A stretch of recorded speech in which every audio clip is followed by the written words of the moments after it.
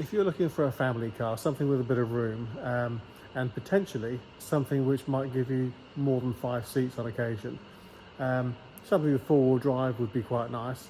The Land Rover Discovery Sport has got to be a really good option. It's one of the best options out there, I think.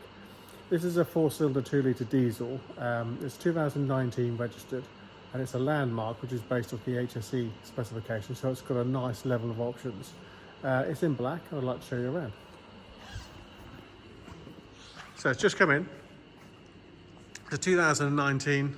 It's got a 4-cylinder diesel engine, mated to an automatic gearbox, 8-speed auto. So it's a good car for fuel consumption for its size. It's nice and torquey. It's a good, strong engine, and a very traditional sort of a Land Rover shape, Land Rover Discovery style shape. Its off-road capabilities are excellent. I think Land Rover, as a brand, do some of the best off-roading cars that money can buy. You do have different terrain options with this car, so it is very capable whether you're on-road or whether you're off-road. It's pretty good on fuel. It's got plenty of power. You've got 5 seats and then pull-out seats for the rear, so you have the option of 7 seats.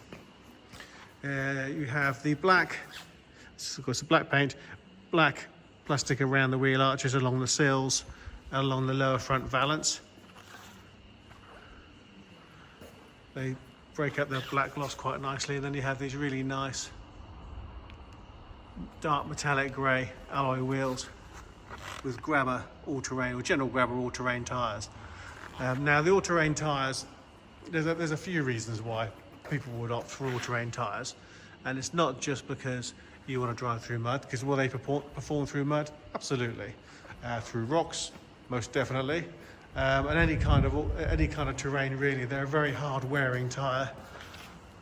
But one of the things that we see a lot of in this country,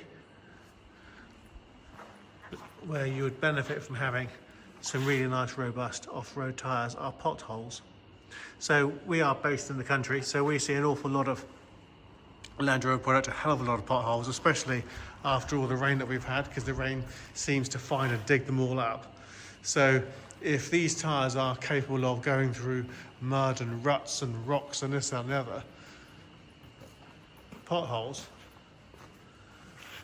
aren't necessarily going to be a problem. You've got very strong, very thick tread depths, lots of side grip there as well. So even if you're not thinking of going off-road, these are actually a very good thought, a very good option for you. And they last well. And they don't create too much road noise either. So the black extends to privacy glass, so you've got gloss black down the side of the car, which you can see. Nice reflection. Grey badges, which match the grey in the wheels. Twin exhausts coming out of the back. Just looking down the side of the car there. Now I'm going to pop the, of course it is badged as an HSE. I'll show you inside, but it's got a nice level of specification as standard. So the usual cover, so you can pull the cover out, retract it. That whole bar, then you can pull that back. In fact, I'm going to do this. Pull that, lift, and then that just pops out. It's easier with 2 hands than it is for one. There we go. So now I can pop that in my garage or wherever I'd like to keep it.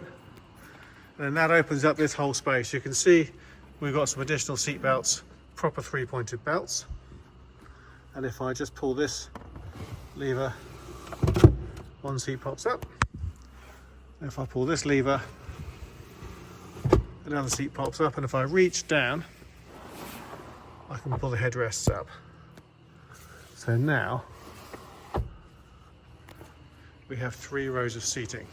Of course it does, when you've got occupants in the back, it does cut down your luggage space because it's either luggage or people, but there's still a little bit left. And you can see there, nice leather seats. I'll open up the other side as well.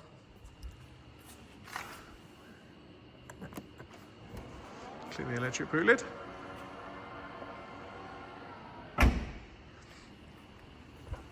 Now moving to the inside at the back. So these seats are, so you have 3 proper seat belts. So the ones coming out of the side here, you have another one comes out here which plugs into there. So 3 proper seat belts in the back, nice perforated leather and plenty of leg room. So there's a lever underneath the front here. If I can pull, now again I'm just going to pop this on the seat. There we go, so I can pull and I can adjust that seat backwards and forwards, because I am just here on my own. So, but you can see it'll lock into place. Various different options depending on the size of the occupants in the back, because that then adjusts the amount of leg room you have in the back. So this seat moves backwards and forwards to cater for more passengers. Pop that back and slide that back, and it's a 1/3, 2/3 split. So if I go around the other side, you can see again from this angle, I'll pull this forward and again with one arm slide the whole lot forward, which gives you access into the back for the rear seats. So quite a flexible arrangement, quite a flexible amount of storage stroke people space. Slide that back and then you can see that then stops here to give you more space in the back. Very handy. Just tucked in there you can see we've got a Meridian surround sound system. We have a charging point tucked down there as well.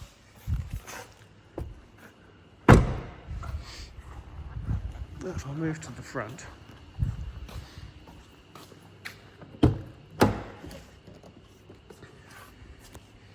nice black door card with door mirror operations for electric windows, and you can isolate the rears if you have young children. Speaker in there as well, and then the perforated leather extends to the front seats. As you can see, there's lots of support, lots of lateral support here, lots of cushioning in there. They're nice, comfortable seats. You could quite comfortably do a long journey. Now the key is just down there, so I'm going to put my foot on the brake and I'm going to press the start button. Now the car has leapt into action. And there we have 54,068 miles showing on the clock currently. Multifunction steering wheel, including heated steering wheel, which is fabulous. One of the best things everyone ever invented from my point of view. And then we've got a screen here which is customizable. I flick up and down in terms of the kind of information you'd like to see. Trip to open, set trip bank, what have you. Average speeds. So you can customize what happens in between the screen. You've got a rev counter here, and then you've got your navigation screen here, your gear change. So if I just turn that with my foot on the brake, I'm going to turn that to the right, and now we've lit up the reverse.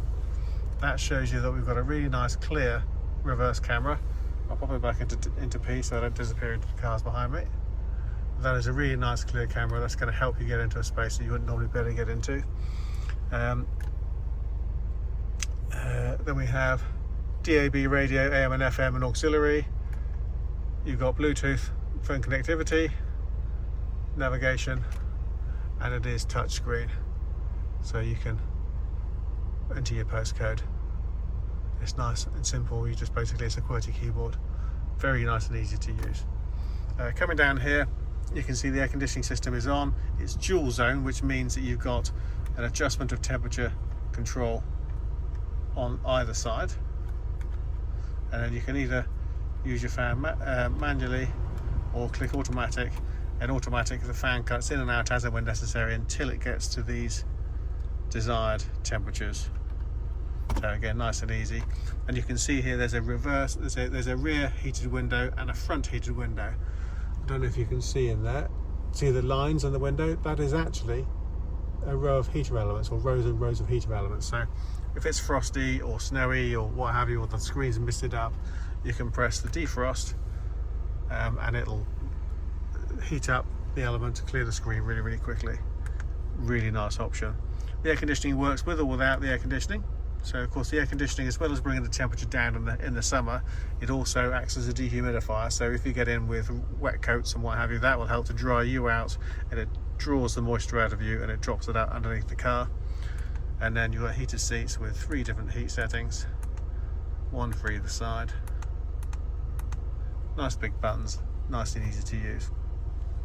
Now this is the Land Rover's terrain options.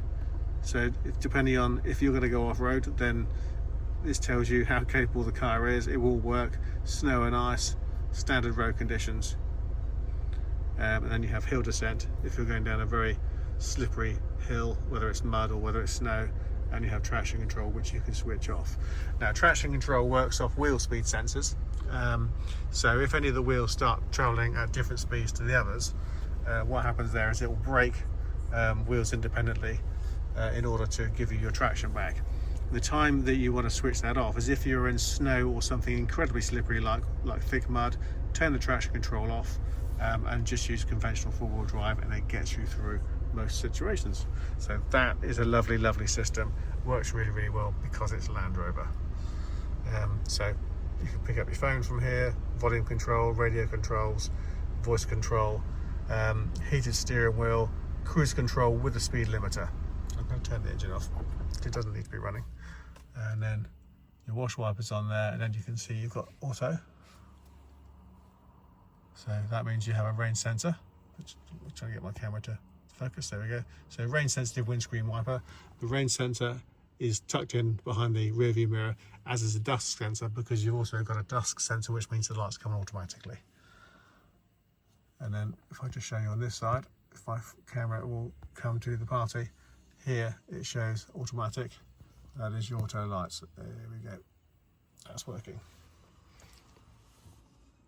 Automatic handbrake, cup holders, charger,